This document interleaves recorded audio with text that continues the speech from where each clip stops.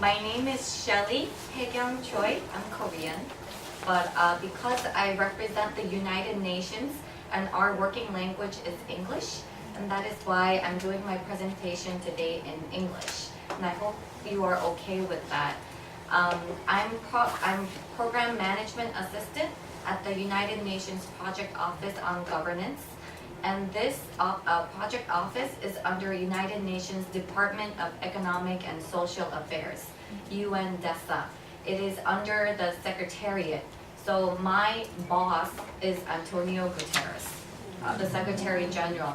And our office is physically in Korea, in the Republic of Korea, but we're not a branch office. We are part of the Secretariat in New York, just physically located here in Songdo, Incheon. So that's just the background about UNPOG.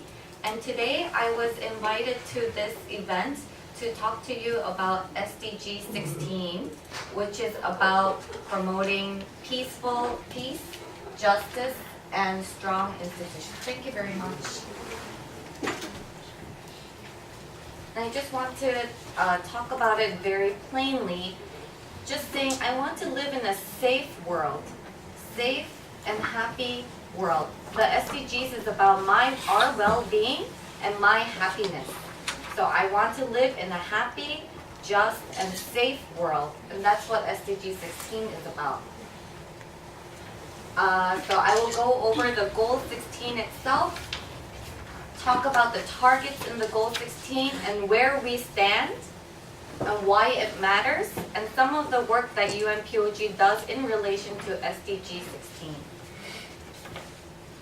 So SDG 16 is to promote peaceful and inclusive societies for sustainable development, provide access to justice for all, and build effective, accountable, and inclusive institutions at all levels. Target 1 is on significantly reduce all forms of violence and related death rates everywhere. Indicator 1.1, in 2015, between 5.2 persons and 6.7 persons per 100,000 persons worldwide were victims of intentional homicide. While the homicide rate has declined over the past decade, people in some countries located in Latin America, Sub-Saharan Africa, and Asia face increased risk of intentional murder. Can you give me an example of Latin America where they're facing homicide? Mexico. Mexico? Anywhere else? Colombia. Colombia? Anywhere else? Peru. Peru? Anywhere else? Brazil. Brazil? It's really critical these days. Where? Argentina. Argentina? It's really critical. This place I see in the news all the time. Colombia. Colombia. We see Venezuela. Oh. And we see Honduras. And what's going on? What's happening? What is Trump complaining about? The caravan. Yes, the caravan. Where are they all fleeing to? States. They're fleeing to United States. Yes. And they're trying to seek asylum, right? And why? Why are they running away from their own country? Because of the severe violence. Severe violence. Their own people are killing each other. Their own government is killing them. So they're not safe. What about in Sub-Saharan Africa? What's going on there? What? Civil war. Civil war. And good. So what's happening? People are killing each other, right? And Asia. Can you give me an example of Asia? Yes, Rohingya. Yeah, these days it's textbook example of homicide, of genocide, of people killing people. So what are they doing? They're all running away and trying to seek asylum in other countries. So I put tier 2 over there. Tier 2 refers to the data, meaning in tier 2 there's not enough data about indicator 16.1.1. And I put the offices, the UN international organizations that are in charge of keeping track of the progress of indicator 16.1.1. So the custodian international organization is UNODC, UN Office on Drugs and Crime. So if you're interested in these topics, you can look for more details in their website at UNODC. WHO is also keeping track of the progress, as well as UNDESA Population Division. The second one, end abuse, exploitation, trafficking, and all forms of violence against and torture of children. Nearly 8 in 10 children aged 1 to 14 years were subjected to some form of psychological aggression and or physical punishment on a regular basis at home in 81 countries, primarily developing, according to available data from 2005 to 2017. In all but 7 of these countries, more than half of children experience violent forms of discipline. Can you give me examples of what forms of violence can be done to children?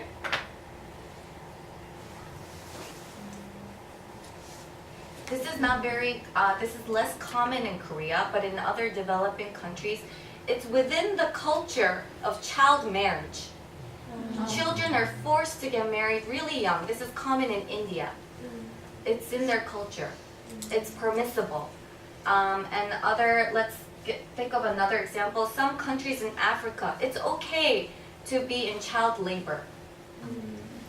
So I just want you to think about all of the indicators. What Goal 16 is trying to do is trying to help all of these people in Honduras trying to seek asylum, the children, they don't have a voice. But SDG 16 is trying to provide safety for them, trying to provide justice for them. And that's what SDG 16 is about.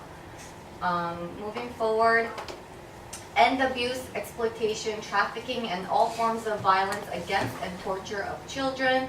I just mentioned it. 16.2.3, in 2014, the majority of detected trafficking victims were women and girls, and about 28% were children. Over 90% of victims detected were trafficked for sexual exploitation or forced labor. So trafficking, human trafficking, what is human trafficking? 200 years ago, there was a thing called transatlantic slavery. Do you know what slavery is?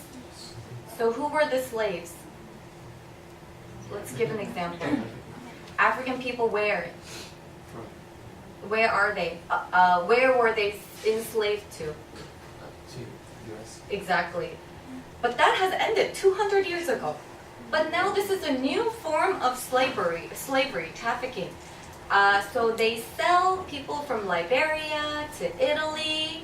They say they're going there for babysitting. They will have a new job. You'll have a new job. You'll become a nanny. So they pay all the money to flee to Italy. But in the end, they're trafficked into what? Into sexual exploitation. They become sex slaves. They become prostitutes. And so they don't have a voice. They don't have justice because they're not a citizen. So what is SDG 16 trying to do? It's trying to help those people.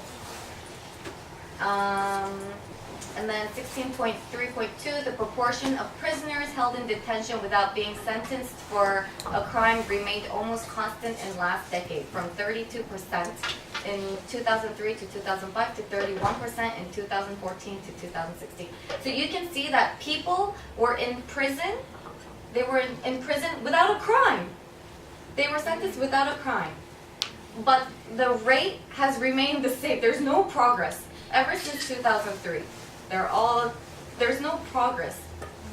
So that's what SDG 16 is trying to do. 16.5.1 is about corruption and bribery.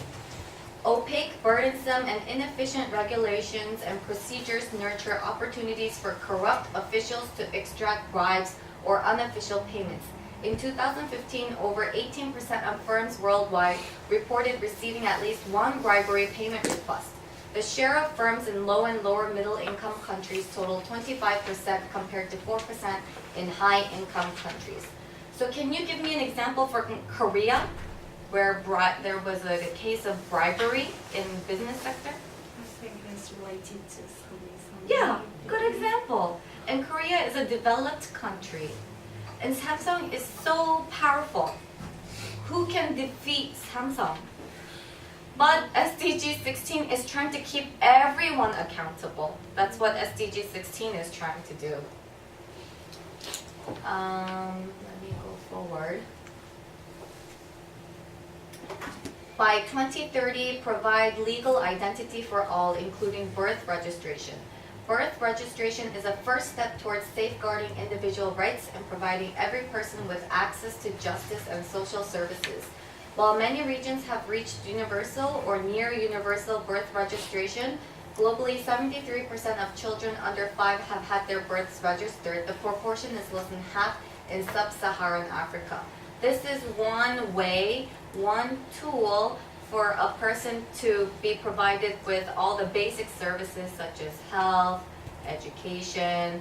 This is very important because people say SDG is very abstract. We're just talking and nothing being done. But if you go into the indicators, the targets, it's quite specific on how they're trying to achieve the SDGs. It's very concrete. By giving someone a birth registration, then they have access to health. It's concrete. So that's what the targets. That's why I'm going deep into the targets and the indicators. This is talking about public access to information and protect fundamental freedoms in accordance with national legislation and international agreements. At least 1,019 human rights defenders, journalists, and trade unionists have been killed in 51 countries since 2015. This is equivalent to one person killed every day while working to inform the public and build a world free from fear and want. So what do journalists do? Their job is to tell the world the truth. But what do the security forces, the police, and some governments do? They kill them from telling the truth. So in SDG 16.10, the target is to, so one of the ways that this office, let me show you, this UNESCO Institute for Statistics, what they do is they provide a venue where they gather security forces and the media together. They put them in the same room, in a training room, and tell them why it's wrong for the security forces to kill journalists and explain to them what the rights of the journalists are. This is an example in Tunisia. If you remember, Tunisia went through a reform in 2011. It became a democratic country. But still, there is a huge challenge in becoming a democratic country. So what UNESCO did was to go into the country, have these training sessions between the security forces and the journalists to understand each other, what each other's roles are, and why it's wrong to kill someone from trying to tell the truth. It ensure public access to information and protect fundamental freedoms in accordance with national legislation and international agreements. Freedom of information laws and policies have been adopted by 116 countries, with at least 25 countries doing so over the last 5 years. However, implementation remains a challenge. Can you give me an example of some country that is trying to withhold information from the public? China. Thank you. And China just recently had a World Internet Conference about internet, about open access information, about frontier technology, AI. And there were many high-level people from Amazon, Google, Alibaba, all of those big companies. But it's a paradox. Why are you having such big internet conference in China where it bans Google, it bans Facebook, bans Instagram, it bans everything? So that was the feedback from the participants who attended the forum. They said, well, you treat us so well, good food, good hospitality, but we're not sure why we're doing this. We're having this meeting here when you try to hide information from your citizens. So this is what SDG 16 is about. Let's look at, this is the progress report. So if you go to this link, I don't know if you will have access to my PowerPoint, but maybe you can also write it down. You can search it in Google. It's SDG Index and Dashboards Report 2018. It's a report card of all the 193 member states. and how well they're doing in terms of progress of all the SDGs. But today I'm only talking about SDG 16, so I just chose one from Korea on SDG 16. Although many of the issues are not so critical in Korea. Like for example, homicide is not so critical in Korea, but you have to know that war is not the main death for SDG 16. What's more horrific, 3 times more horrific than war is violence in the home, violence to your children, violence to your neighbors, bullying. We see this on the TV all the time in Korea too. Bullying. Recently someone died from bullying. So those causes of death are 3 times more critical than war. We think, these things are happening in Syria, in Yemen, in Central African Republic. So we think about those countries, the deaths happening in those countries, but actually most of the deaths caused in the world, 40% are from natural disasters. But these days, natural disasters are also human-induced from climate change, and so even natural disasters are kind of human-induced, and other deaths are from violence from the home, from bullying, from school. It's in our neighborhood. It's not so far out there in exotic countries. So let's take, for example, Korea. We're not doing so well in terms of government efficiency, and we're not doing so well in terms of property rights, and not doing so well in terms of corruption. So these things are still kind vibrant in Korea, but comparatively to other countries, it's doing well because I see it a lot on the TV. People are talking about it, but we need to do more. Voices need to be heard more. But what it's doing well is people feel safe. People feel safe walking around this country. It's not like in Afghanistan or in Kenya where you're so scared someone's going to rob you. So why is SDG 16 important? It's important because we all want to live in a peaceful world, peaceful, safe world where our governments, our leaders listen to us and represent us. That's why it's important. It's our basic right. Sorry. But in order to have a safe and peaceful world, we need good institutions, good government leaders to make it happen. So good governance is what needs to be done to make sure that we live in a safe environment.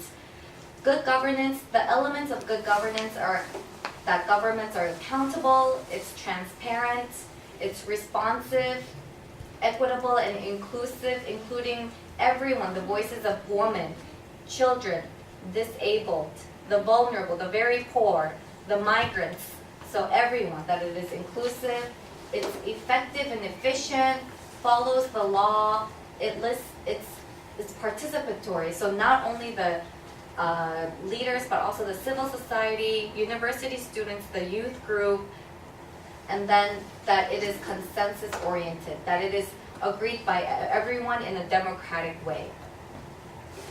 In July 2012, this is during the in the GA report, member states reaffirmed good governance as a foundation for development. They said, we acknowledge that democracy, good governance, and the rule of law at the national and international levels, they will not sense it unless they see other countries doing it. That's why these meetings are very important. And the 2019 meeting is also very important. Do you know why? 2019. You're going there in 2019, right here in February. Do you know why 2019 is especially important? No.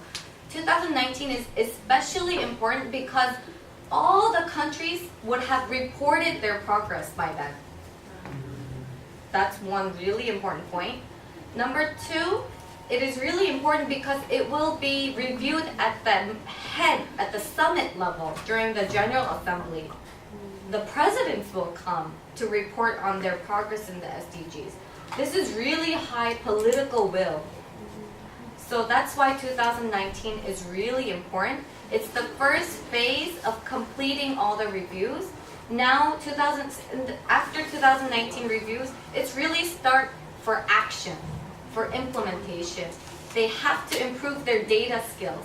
Countries have to know where they are in their progress and be better at collecting data. So 2019, you're going at a very good time in February. I'll be there in February too, but not for this event. We'll see if we bump into each other. Localizing the SDGs is also very important because they are close to us. Our city governments, our community leaders are close to us, so they know what our issues are better than the central government. Seoul metropolitan government knows better about our issues, what's happening within Seoul, better than the central government. Even down to the local, your 동사무소, like they know your issues more. They know where the crime is happening. They know who is killing who. They know where the child violence is happening. They know which 어린이집 is really a problem. So localizing SDGs is really important. So institutions is just at the tip of the iceberg. If you look down, there are more than just institutions. It's about the mindset. It's about the beliefs. It's about the values. Recently there was a meeting in UMPOG. It was a regional symposium, and I met government officials from Afghanistan. And we were talking about violence against children and against women. And they said they have so many legislation, they have so many laws, they have so many rules protecting women and protecting children. But that's not enough. Laws, rules, institutions, but people's minds, people's cultures, and their beliefs, it's okay. It's okay to treat women like that. Do you understand where I'm getting at? It's okay to force a child into child marriage. When the culture says okay, that sometimes goes above the institution, above the law, above these things. Let me just take Korea for example. I don't know if you have worked yet, because I know you guys are university students. I'm just going to give myself as a personal example. Sometimes I have colleagues who are men, and their role, one of their job is to serve tea to their seniors. That's in their job description. But because he's a man, I am asked to serve tea and coffee because I'm a woman. And I asked why. I'm more senior than him, and it's in his job description. Why don't you ask him to do it? And they're like, it looks bad. And this is Korean culture. You know what I mean? It looks bad. It looks much better if a woman does it. Same with emceeing at events. We have many male colleagues, but they specifically identify women colleagues to do the MC. And I asked why. They're more free. We're busy with other things. Why don't we ask the male colleagues? Oh no, it looks better. When a female colleague, that's just the norm in Korea. But you know what I mean? We have institutions, we have laws, we have regulations not to discriminate. This is discrimination. But the values, the belief system, it's still not changed. It's so old, it's outdated. So we need to do a lot in this aspect to change the attitudes, the behaviors, and the mindsets. I think I've went over all of this.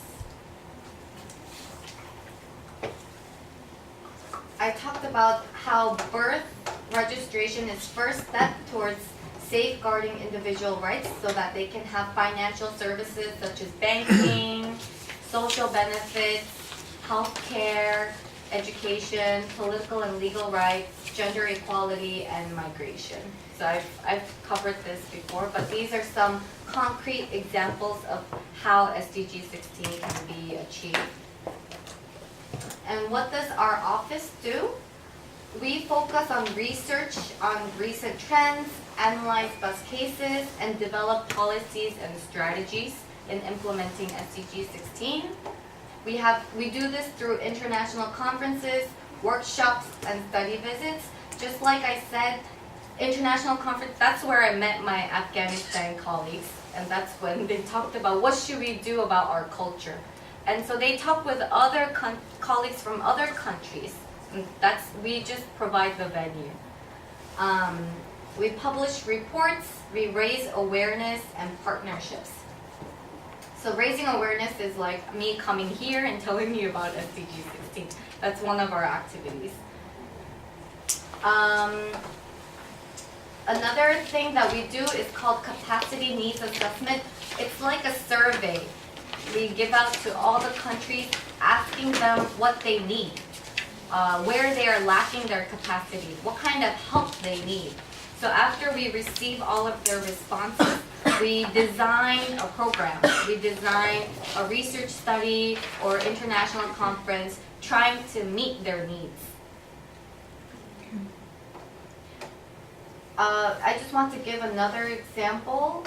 One of the ways to incentivize good public administration is by doing this UN Public Service Forum and Awards ceremony. Many of the Korean local governments won this award at the UN PSF. And we give awards to those local governments that provided the most innovative services to their citizens. And it's a really good incentive. They want to try hard to get this award. And another one is a UN e-government survey. Governments, I'm sure you all know how to access your 주민등록증 through an online platform. And Korea is very good with that. It ranked number 3 in this UN e-government survey. Number 1 and 2 are European countries. It's mostly European countries, but Korea ranked number 3. Even Japan was, I think, ranked number 7. Not that many Asian countries, but Korea does really well in this aspect. And it's very, very important now because we have AI coming. We have frontier technologies. We have so many different ways of identifying each person, which poses a new threat and a new risk.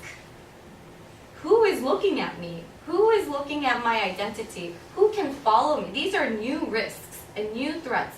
Also, AI may replace human employment. What's happening to my opportunities in the future? These are new risks and new threats, and UNPOG works on those issues. So that was the end of my presentation. If you have any questions and you're too shy to ask, you can always email me at choi9@un.org. Thank you very much.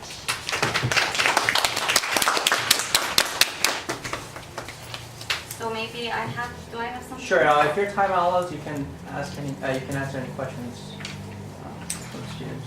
Students, if you have any questions. I have questions. So why are you going to New York in February?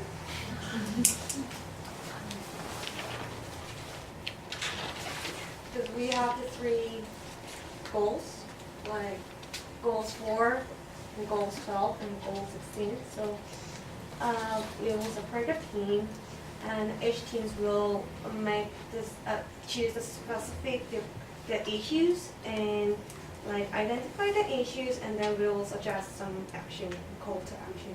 Okay. As well. Is anyone doing the SDG 16? We haven't announced the teams yet, so they don't. You allocate Yes. the team. It's not based on voluntary whatever they're interested. So we did a quick survey what their preferences are, but based on that preference, I divided the teams, Oh, okay, good. and I'll be announcing today. Okay, good. So what are they supposed to report on? So basically, they're reporting on. So they choose a specific topic related to those SDG goals that they're assigned to, and then as a youth delegate, so they'll be representing themselves as a youth to make the UN or international organization to further elaborate on enhancing and achieving those SDG goals that they represent. So they're going to make research, they're going to provide any proposals. That's good. Okay, so proposals on how to Sure. implement this. Okay, that's very, very good. It's very practical.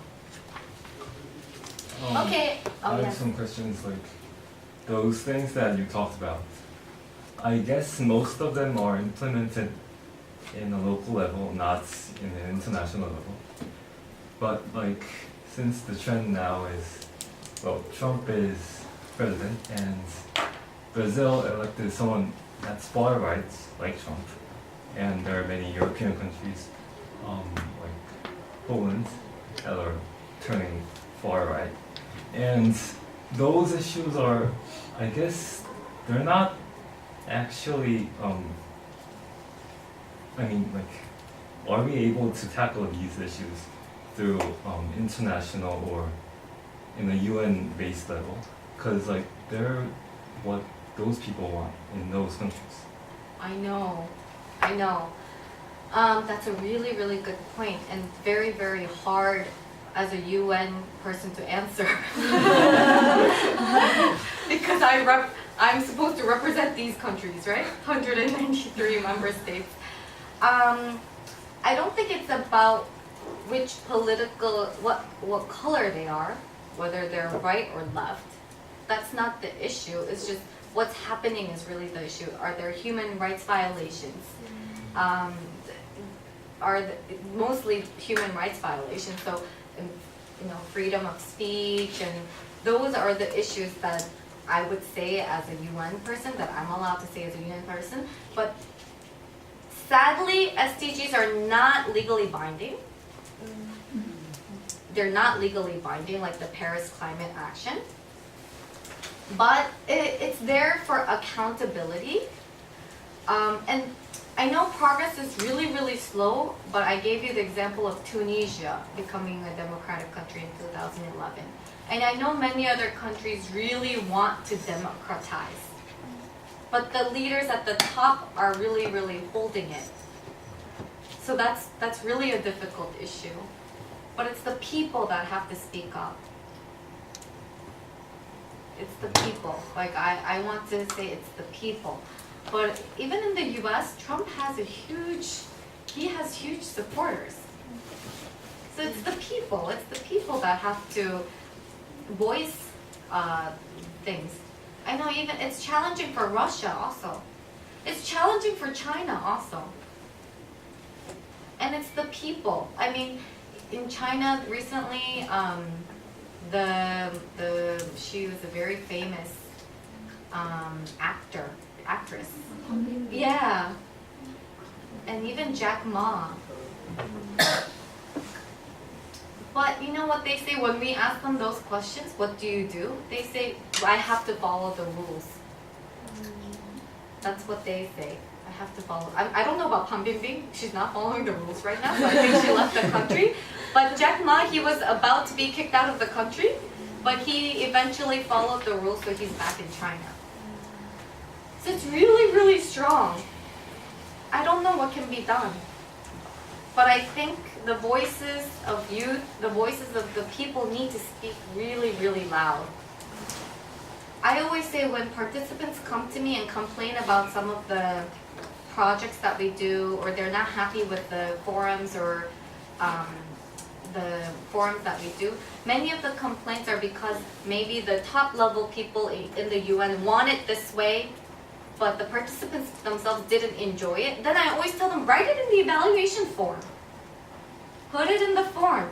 I cannot tell them this delegate from Malaysia said he didn't like this program. That's going through me has no validation. It has no value whatsoever. But if he writes it in the form and I show it to him, it's concrete. So I would say the citizens and the youth too, their voice needs to be spoken loudly in a form where it can be shown where there is accountability. In Korea, you have a system where you can write stuff, right? or you can report your dissatisfaction with something. It's available in Korea. Use those platforms so that your voice can be heard. So, and this is the first step. Like, you're here, you can say anything you want. I can't, but you can. So, in February, when you go to New York, say whatever you want. Speak for those people. Speak for those people in Brazil. Speak for those people in Poland and US. You can do it. Yeah. I think that I felt that the SDG 16 is a bit obscure than the other goals or indicators, because as you said that it is not actually it also focused on the institution or the regulation, but it is focusing on more of it on the mindset. So I'm wondering how you or UN evaluate their mindset or their thinking and what they thought, like more than the other regulation. Actually, it is more calculable than the mindset. So I wonder, is there any method or evaluating method to calculating or evaluate their mindset? That is a great question. But we do through the capacity needs assessment.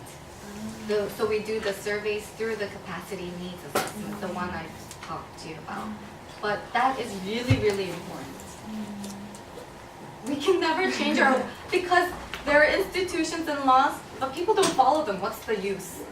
Yeah. Thank you. Take one last question. Okay.